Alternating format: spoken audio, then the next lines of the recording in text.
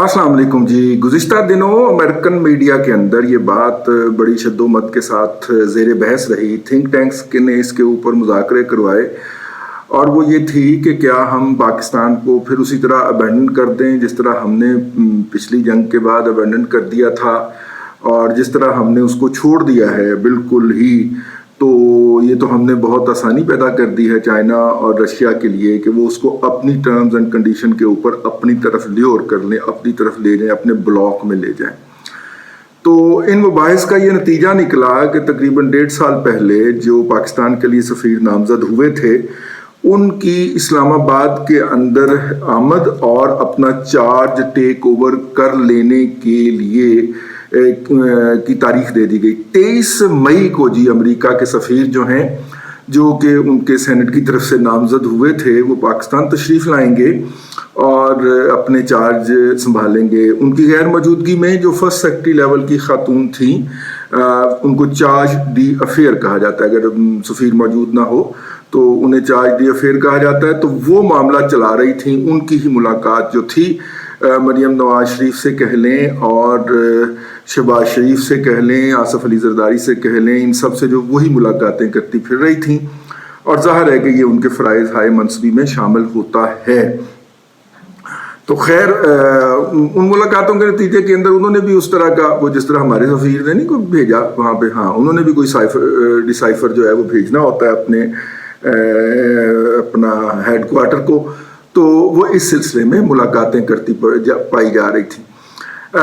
ये इसी बहस का नतीजा था या उससे अखज़ किए गए नताइज का नतीजा था कि जब अमेरिका ने अपनी खारजा पॉलिसी का जायज़ा लिया, जिसके अंदर उन्होंने ये देखा कि गुज़िश्ता सलामती कौंसिल के इजलास के अंदर जब यूक्रेन के मसले के ऊपर उन्होंने इजलास बुलाया तो बहुत सारे ममालिक जो कि इस वक्त अमेरिकी टेक्नोलॉजी से मुस्तफ़ीद हो रहे हैं या अमेरिका की तिजारत से मुस्तफ़ीद हो रहे हैं या अमेरिका के साथ उनके दिफाई ताल्लुकात हैं या फिर अमेरिका ने उनको अपना फ्रंट लाइन एलाई डिक्लेयर किया हुआ है लाइक भारत, वो भी यूक्रेन के मसले के ऊपर गैर जानबदार रहे थे। तो जब उन्होंने इसका जायज़ा लिया तो एंथनी ब्लिंकन साहब ने एक कॉन्फ्रेंस कॉल की। अमेरिका के जो वज़ीर ख़ारजा हैं, वहाँ पे उनको सेक्रेटरी ख़ारजा कहा जाता है, उन्होंने एक प्रेस कॉन्फ्रेंस कॉल की और उस प्रेस कॉन्फ्रेंस के अंदर उन्होंने उन ममालिक को सुना को 68 की तादाद में हैं, उनके वज़राए ख़ारजा को फ़र्दन कॉल किया और फ़र्दन कॉल करके उन्होंने उनको इस कॉन्फ्रेंस के अंदर आने की दावत दी। ये कॉन्फ्रेंस जो है ये बुनियादी तौर पे इसका मकसद जो है वो यूक्रेन की सूरत हाल और वहाँ पे जो रूस कत्लो गारत गरी कर रहा है और जिस तरह वो कारपेट बॉम्बिंग करके इंसानों को उड़ा रहा है, एक एक हमले के अंदर 2-2 हज़ार बंदा मार रहा है, उसका सौदा बेचना है। बेसिकली अमेरिका ने सौदा क्यों बेचना है? क्योंकि उसने यूक्रेन को हथियार बेचने हैं और 40 अरब डॉलर की अप्रूवल दी है उन्होंने हथियारों की। और जाहिर है कि ये जो 40 अरब डॉलर हैं, इसके पहले 5 अरब डॉलर वो दे चुके हैं उसके हथियार।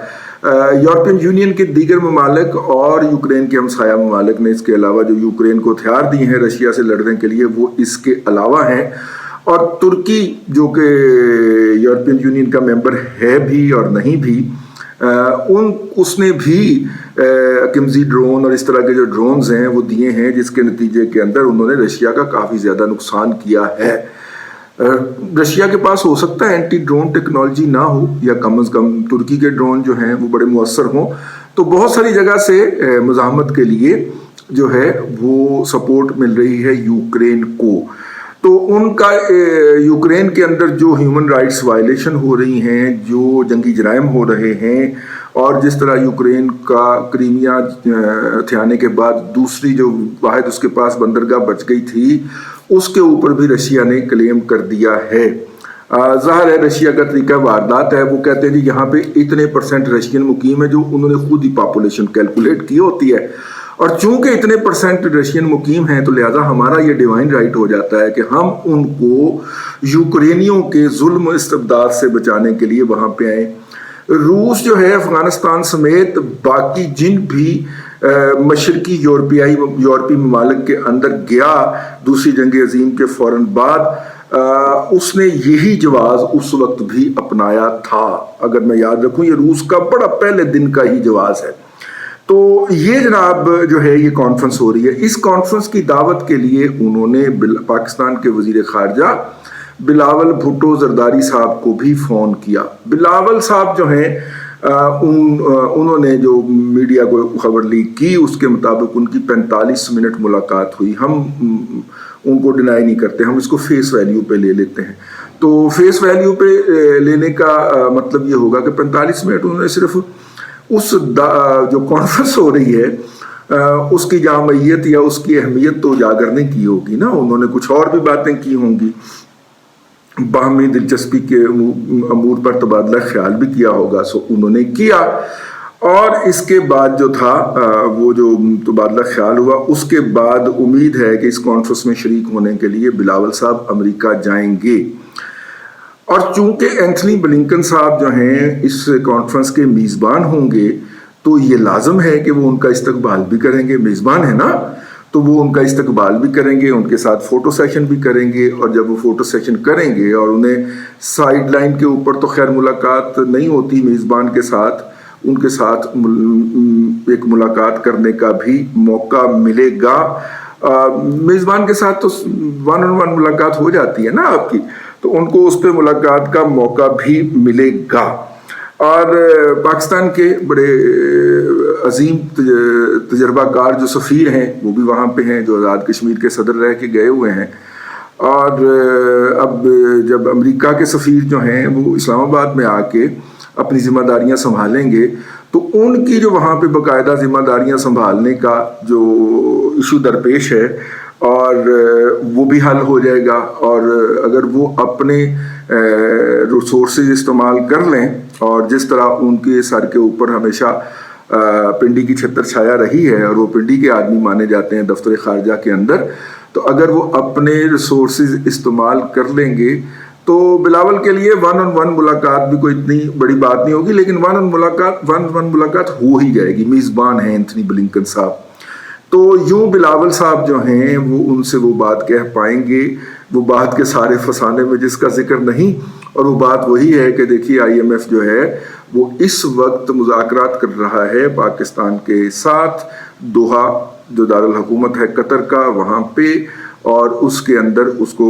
مطلب کہ ہمیں اس نے ٹائٹ کیا ہوا ہے۔ تو امید یہ کی جا سکتی ہے یا کی جا رہی ہے کہ شاید وہ ان مذاکرات کے حوالے سے کوئی نہ کوئی رائتیں لے لیں۔ یہ سٹاف لیول کی ملاقات ہے IMF کی، IMF کا بھی سٹاف ہوگا ادھر سے، ٹیکنیکل سٹاف جس کو کہتے ہیں، وہ ہم سے ڈیٹا لے گا، تازہ ترین ڈیٹا۔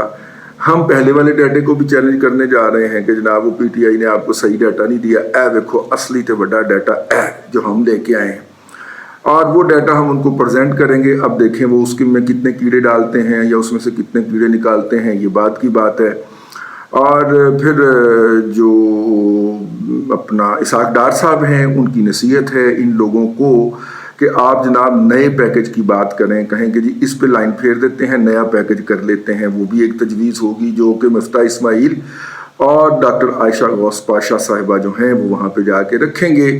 اور جب وہ وہاں پہ رکھیں گے تو یقیناً اس کے کچھ ایک ریکنسیڈریشن ہوگی، اور جو اپنا شارٹ فال جو آ رہا ہے اس کا آپ اندازہ اس سے کر لیجئے کہ صرف پیٹرولیم کی مد کے اندر 112 ارب روپے کی سبسڈی صرف مئی کے مہینے میں حکومت پاکستان کو دینا پڑے گی۔ تو IMF یہ کہتا ہے کہ آپ جو پیسے ہم سے لے کے جاتے ہو اپنے معاملات سیدھے کرنے کے لیے، آپ اپنے عوام کو وہ سبسڈی کے نام پہ دے رہے ہو، تو اس سے آپ کے جو مالی معاملات ہیں وہ تو درست نہیں ہوں گے، تو لہٰذا آپ یہ سبسڈی بند کریں۔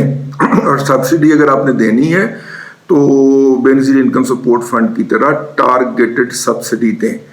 تو یہ ہے ایک اپ ڈیٹ اس حوالے سے۔